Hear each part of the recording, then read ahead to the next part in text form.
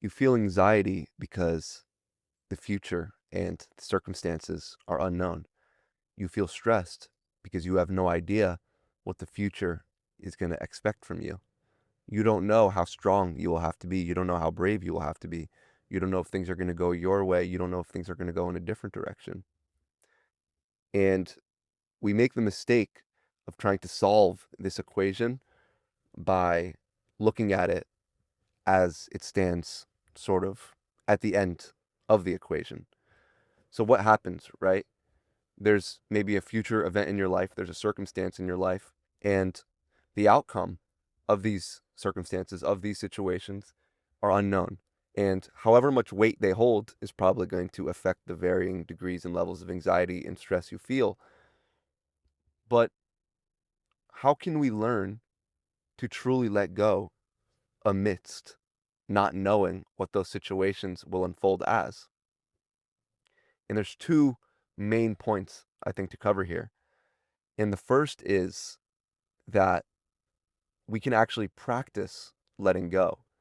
We assume that detaching and letting go of things that are out of our control are going to require us to have this epiphany where we can just let go of all the weight that we've been holding on to and carrying for so long. But really, what it is a series of incidences, a series of encounters with situations and occurrences you can't control, from which we don't give a lot of attention to that discomfort. So when that discomfort of looking to act on anxiety or act on not knowingness comes into play, we rather treat the root symptom, we sit with the feeling of discomfort, and we do all that we can to not allow that discomfort to make us act in any sort of irrational way that we would have not acted otherwise if we weren't feeling that anxiety. How do we do this? Well, it's really simple, but it's emotionally difficult. Whether unconsciously or consciously, when there's an event in your life that holds any sort of weight, any sort of meaning, and you can't really control the outcome, you've put in your effort, you've done your due diligence, maybe you've handed in an exam paper and from this point it's out of your control, then there's nothing left to do except stop the brain from looking for reassurance because it believes that it can control circumstances by doing certain actions. So that's what happens. You believe at some level that by taking these certain actions, these sort of self-soothing, reassuring actions, that you will be able to change the outcome of something you have absolutely no control over. When in reality, there are no actions that you can take that will control the outcome of this certain thing.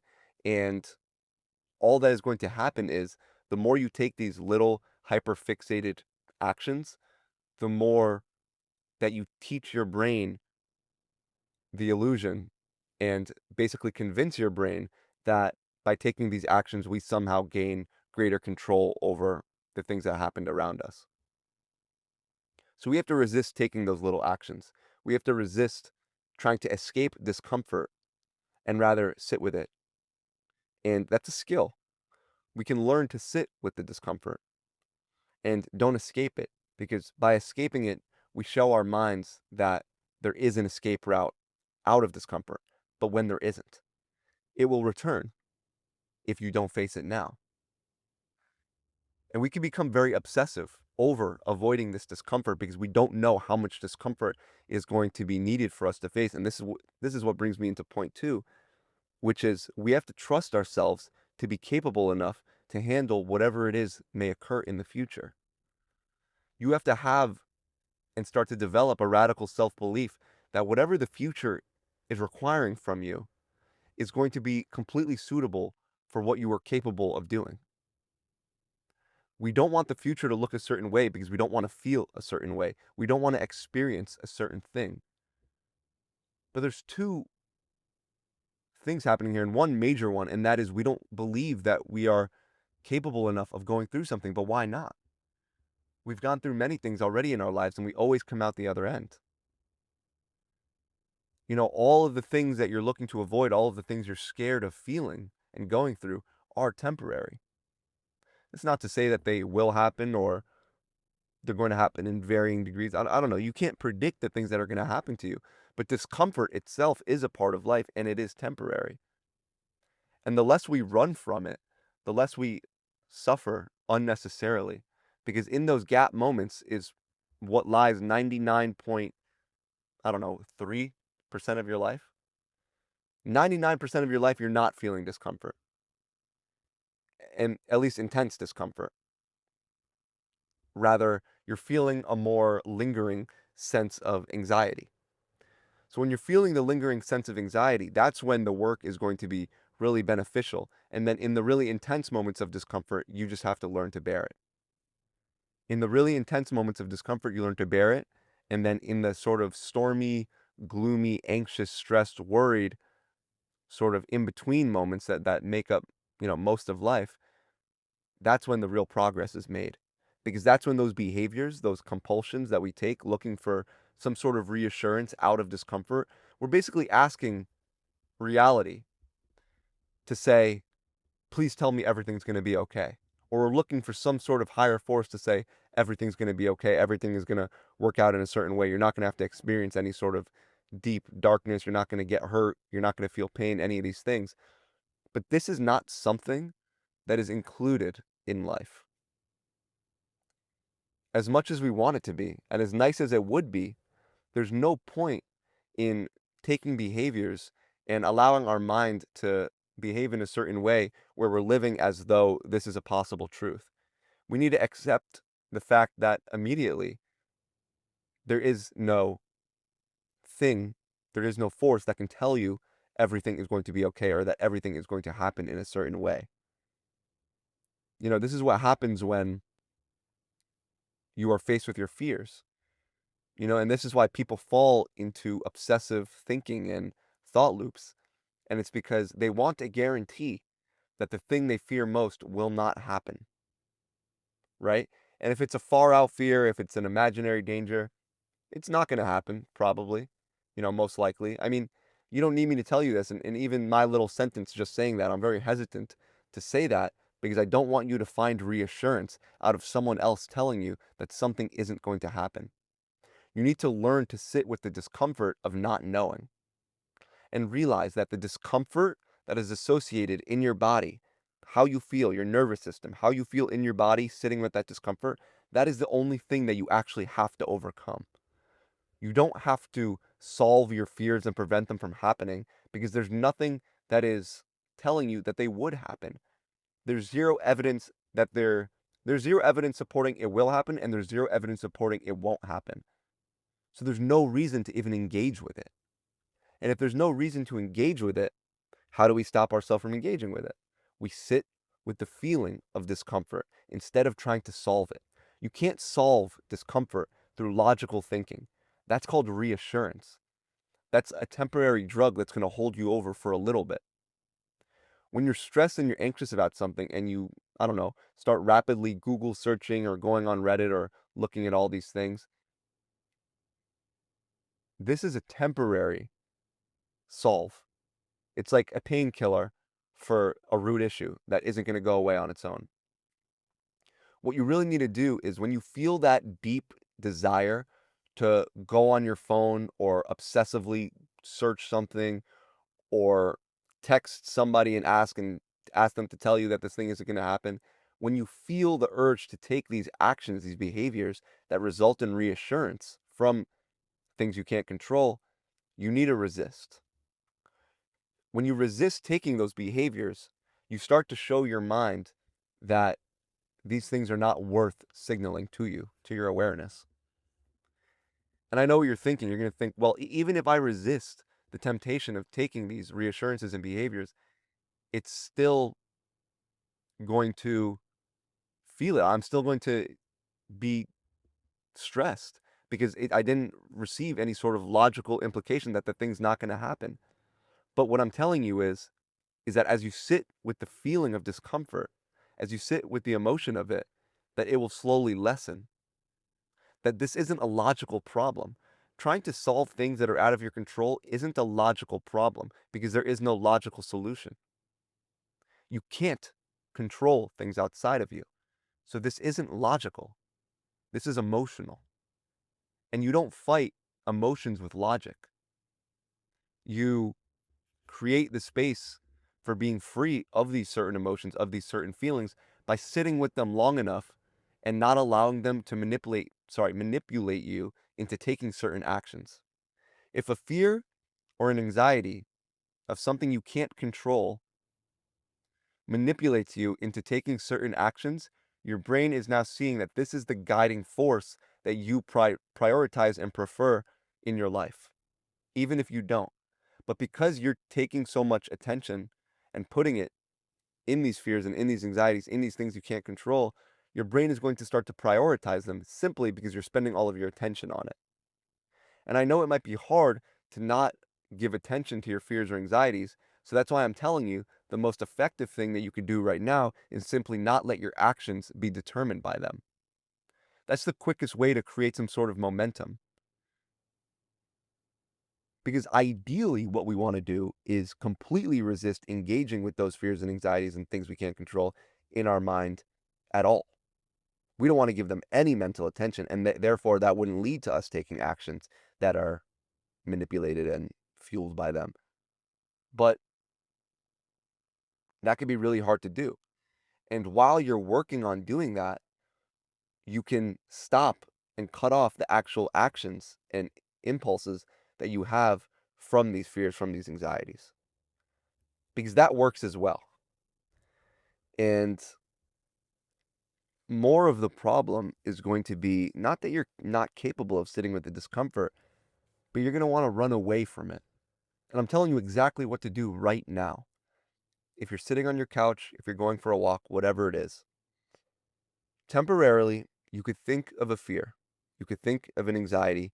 You could think of something that you don't want in your life anymore, or maybe a situation, a circumstance that you do want, but that you can't control the outcome of any longer.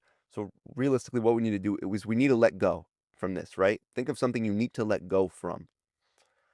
As you feel the tension in your body, as you feel the emotion, the feeling rush into your body, into your nervous system, you feel it.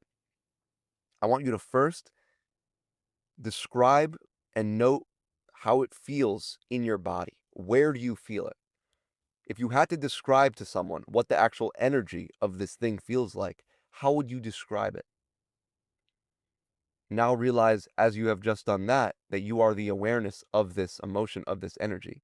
You are able to be aware of yourself experiencing it. More so, as you are feeling this energy, I want you to do absolutely nothing to get rid of it. Let those thoughts in, let those feelings in, let that anxiety in, let that stress in, let those hypotheticals in. Don't engage with them, but let them in. Be open. And as you are open, don't run away. If you get the impulsive behavior to look at your phone, don't.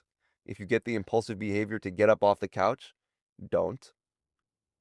Whatever it is, don't distract yourself. Just sit with this mud. Sit with this darkness that you've been avoiding for a very long time. And realize deeply, this is it. This is all of it. This is the thing you've been running from. This is the thing you've been avoiding. And it's not what you fear that you need to conquer. It's the feeling of the fear itself. It's the energy and the emotion of when you encounter this fear that you have to learn to not move in any sort of different way when encountered. When you're going about a situation where you have absolutely no control over the outcome, it's not about trying to figure out what the outcome will be. It's about not itching the thought when the thought in your mind comes and says, what if? What if this? What if that? Don't play the game. Don't play the what ifs. Just sit there. If you were going to go grocery shopping, go grocery shopping. If you're going to do your laundry, do your laundry. If you're going to hang out with friends, hang out with your friends. You're not acting as if it's not there. You know it's there, but you're not going to let it deter you from doing anything else that you would have already done. And that sounds easy, but it's actually harder because we might stay at home that night if we're really feeling like We're scared of facing those fears. We don't want those fears, anxieties to come true. We don't want things out of our control to happen to us. Don't let anything from this sort of paradigm make you move in a different way than you wouldn't have if it didn't exist. If that fear and that anxiety didn't exist, how would you move? What would you do? How would you speak? All these things. That's who you have to be. That's how it's going to become overcome. I don't know. That's a weird phrasing I just said, but there's nothing that you're going to be able to solve with logic when it comes to fear, when it comes to anxiety, because the whole thing is illogical. Your fears are illogical. Your anxieties are illogical.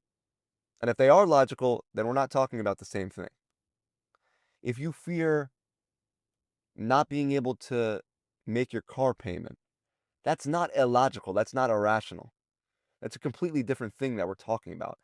That there are actions that you could take that can help solve that issue. But the things that we're talking about, the things that are out of your control, that is illogical. And that's an emotional problem more than anything else. I want to quickly touch on one more aspect of this as well.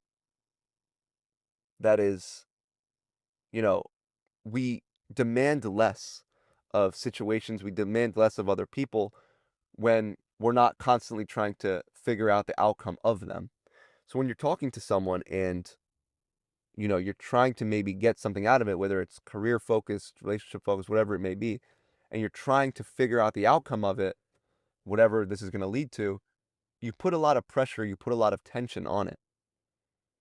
But rather realizing that there are the things that you can do, you act in a certain way, you are yourself, that's really all it took, you socialized, whatever. You did what you could do, and now that's it. The rest is out of your hands. Let it be what it will be. Let that person think what they will think. Don't demand to know what they think of you. Don't demand to know if they are thinking of you in any certain way. Just allow it to be as it's presented, and you will exist in a way where people don't feel as pressured to give you anything because they know that they can just bring themselves and you never expected anything else from them. So I wanted to add that little tangent in there, but the fact of the matter is that you just don't know. You don't know and you never will. Well, I won't say you never will. Maybe you're waiting for some sort of decision and it will come about when it comes about, but it's not about being perfectly happy with not knowing, but it's understanding that there's nothing we can do to change the fact that we don't know. And that actually, if we just sit with the discomfort of not knowing and not engage in any of the actions that it's trying to manipulate us into taking, that eventually the actual feeling, the physical bodily feeling of not knowing will slowly start to get lesser and lesser to the point where we're not really too deterred from not knowing because we've practiced the experience of not knowing before. And we've experienced it many times. So now it's just another one of those things. That's it for today's video, guys. I hope you enjoyed it. And I will link my book down below if you want to read it. Check it out. It covers more stuff like this. If you're watching on YouTube, make sure to like and subscribe as always. If you're listening on Spotify, thank you as always. And other than that, I will see you guys in the next one. Peace.